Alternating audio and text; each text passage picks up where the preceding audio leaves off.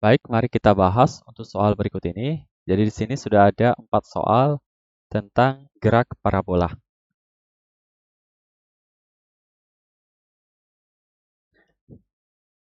Soal pertama, sebuah bola dilemparkan dengan kecepatan awal. Oke, jadi nomor 1 diketahui V0-nya itu 30 meter per second. Oke, kemudian sudut elevasinya alfa itu 30 derajat terhadap horizontal. Jika percepatan gravitasi kita pakainya 10 meter per second pangkat 2, maka waktu total yang dibutuhkan bola untuk kembali ke tanah adalah. Jadi ditanyakan berapa waktunya untuk kembali ke tanah. Jadi kalau kita gambarkan, akan seperti ini ya. Lintasannya berbentuk parabola.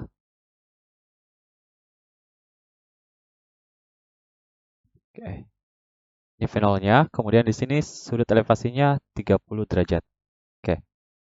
Berarti untuk ini, waktu untuk kembali ke tanah itu berarti Y-nya itu sama dengan 0 ya, karena kembali ke tanah. Kemudian Y0-nya itu juga 0.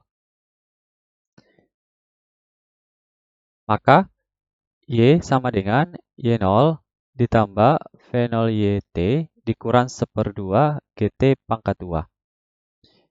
Kita masukkan Y-nya itu 0 sama dengan 0 ditambah V0-nya itu 30. Oke, V0Y berarti sin alfa dikali T dikurang 1/2 GT pangkat 2. Oke, berarti 0 sama dengan 30 dikali sin 30 dikali T dikurang 1/2 GT pangkat 2. Maka kita dapatkan 30, sin 30 kan 1/2 ya. Dikali 30 jadinya 15. Jadinya 15T dikurang, kita pakai G10 dikali 1/2 jadinya 5. Jadi 5T pangkat 2 sama dengan 0. Maka 5T pangkat 2 sama dengan 15T. T-nya coret, berarti sisa 5T sama dengan 15. Maka T sama dengan 15 dibagi 5 sama dengan 3. Berarti waktu untuk kembali ke tanah adalah 3 second.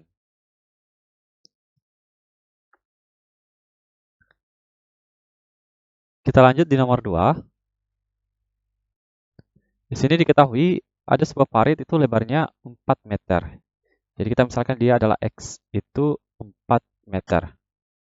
Kemudian perbedaan tinggi antara kedua sisi parit itu 125 cm. Maka di sini adalah delta Y sama dengan 125 cm atau 1,25 meter. Kemudian percepatan gravitasinya kita pakai 10 meter per second pangkat 2. Ditanyakan berapa kelajuan minimum yang diperlukan mobil agar tepat dapat menyeberang. Atau kita cari adalah V0-nya. Untuk soal ini, itu tidak disebutkan sudut elevasinya. Maka kita anggap bahwa kecepatannya hanya ada komponen horizontalnya. Kalau kita gambarkan, akan seperti ini.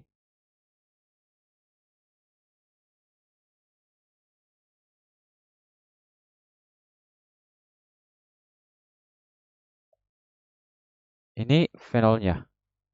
Kemudian ini adalah X-nya. Kemudian perbedaan ketinggiannya itu adalah 1,25 meter. Oke, berarti kita anggap asumsikan bahwa ketinggian akhir itu lebih rendah daripada ketinggian awal. Maka di sini harusnya adalah negatif. Oke, kita masukkan ke rumusnya, yaitu pertama, Y sama dengan Y0 ditambah V0YT dikurang 1/2 GT pangkat 2. Nah, ini untuk mencari nilai T. Y dikurang Y0 sama dengan V0 YT dikurang 1/2 GT pangkat 2. Y dikurangi 0 itu tidak lain adalah delta Y-nya, yaitu minus 1,25. Kemudian, di sini ada V0 Y, karena dia tidak punya komponen vertikal, maka ini 0. Kemudian minus 1/2, G-nya kita pakai 10, T pangkat 2. Oke, kemudian ini minus ketemu minus, jadinya positif, jadi 1,25 sama dengan 5T pangkat 2. Atau T pangkat 2 sama dengan 1,25 dibagi 5. T pangkat 2 sama dengan 0,25. Maka T sama dengan akar 0,25. T sama dengan 0,5 second. Berarti waktu untuk menyeberangi parit tersebut adalah 0,5 second. Sekarang kita masukkan di rumus X sama dengan V0X dikali T. Jadi, karena di sini cuma hanya ada komponen horizontal, maka V0X ini sama dengan V0. Maka X-nya 4 meter, V0, T-nya 0,5. Maka V0 sama dengan 4 dibagi 0,5 sama dengan 8 meter per second. Jadi jawabannya adalah yang opsi A.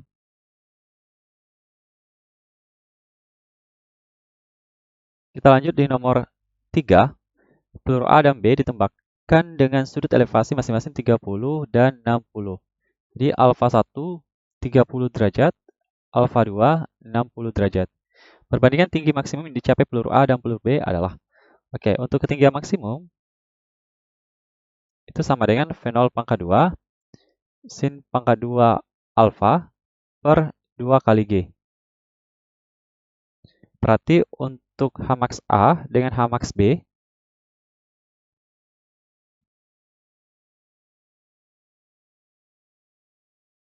sama dengan V0 pangkat 2 sin pangkat 2 alfa 1 per 2G per V0 pangkat 2 sin pangkat 2 alfa 2 per 2G. Di sini ada beberapa variabel yang sama, kita coret saja V0 pangkat 2, V0 pangkat 2, 2G, 2G itu dicoret, maka tersisa H max A per H max B sama dengan sin pangkat 2 alfa 1 per sin pangkat 2 alfa 2. Maka ini sama dengan sin pangkat 2 dari 30 per sin pangkat 2 dari 60 derajat.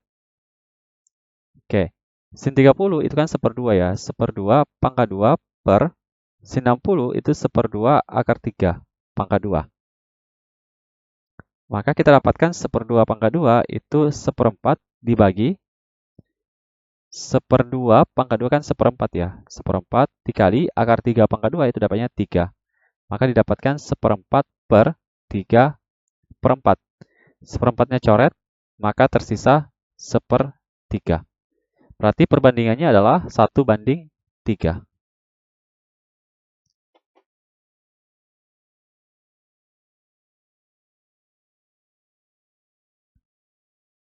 Sekarang kita ke nomor 4. Nomor 4 ini dari gambar kita lihat bahwa sudut alfanya itu 45 derajat. Kemudian V0-nya itu adalah 30 derajat. 30 meter per second, maaf. Kemudian kita pakai G itu 10 meter per second pangkat 2. Ditanyakan berapa jangkauan maksimum atau jarak maksimumnya. Jadi R itu sama dengan V0 pangkat 2 sin 2 alfa per G. Oke, kita masukkan V0-nya itu 30 pangkat 2 dikali sin 2 kali dari 45 derajat per G-nya kita pakai 10. 30 pangkat 2 itu 900 dikali 2 kali 45, 90. Sin 90 itu bernilai 1 dibagi 10. Jadinya 900 dibagi 10 sama dengan 90 meter. Berarti jawabannya adalah yang opsi B. Oke, cukup sekian pembahasan untuk materi gerak parabola.